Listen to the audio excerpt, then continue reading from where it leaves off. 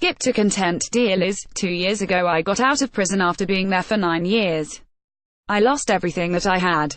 When I got out, my credit rating was 565. I recently bought a car and have made 4 payments so far.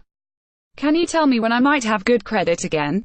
Answer: as long as you continue to make on-time payments, you should see gradual improvement in your scores. It's impossible to predict how long it might take to achieve good scores, though. That depends on the information that's in your credit reports, what credit score formula is used and what's considered good by whichever lender is evaluating your application. You should first make sure your payments are being reported to all 3 credit bureaus.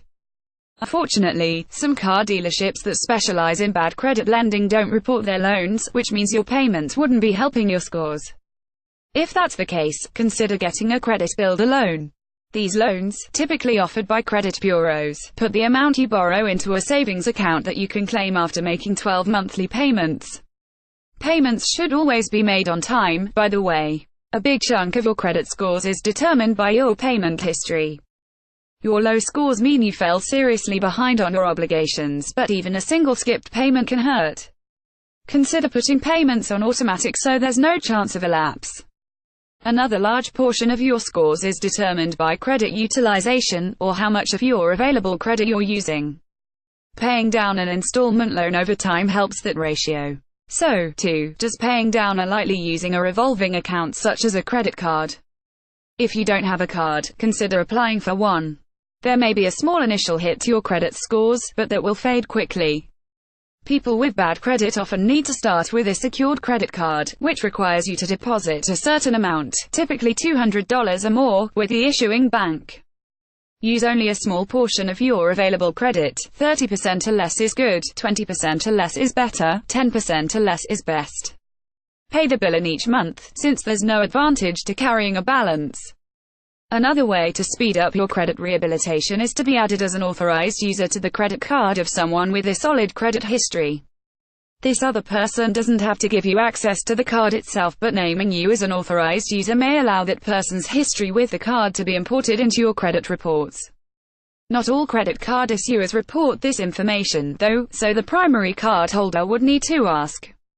It's also important that the other person continue to behave responsibly with credit. If the primary cardholder misses a payment or maxes out the card, your scores could be hurt, too. You can track your progress using one of the many websites offering free credit scores. Your bank or the credit card issuer may offer free scores as well. Scores likely won't be the same score a lender might use to evaluate you, but they should give you a general idea of where you stand. Dear Liz, I am 79, in fairly good health and fortunately have almost $600,000 in my IRA account.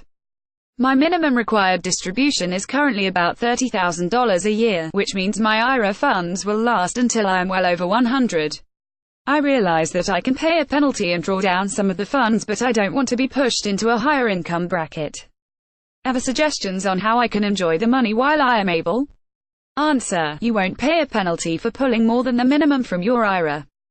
That early withdrawal penalty disappeared 20 years ago, after you turned 59 and a half.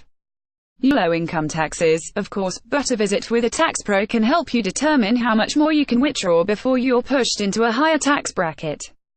Dear Liz, you often mention that a financial planner should be willing to sign a fiduciary oath to put your interests first. Is there a formatted letter available to financial planners who are willing to sign said oath? Answer: there is. Committee for the Fiduciary Standard, a group that promotes the idea that advisors should put their clients' best interests first, has just such a form letter at www.thefiduciarystandard.org/fiduciary-oath.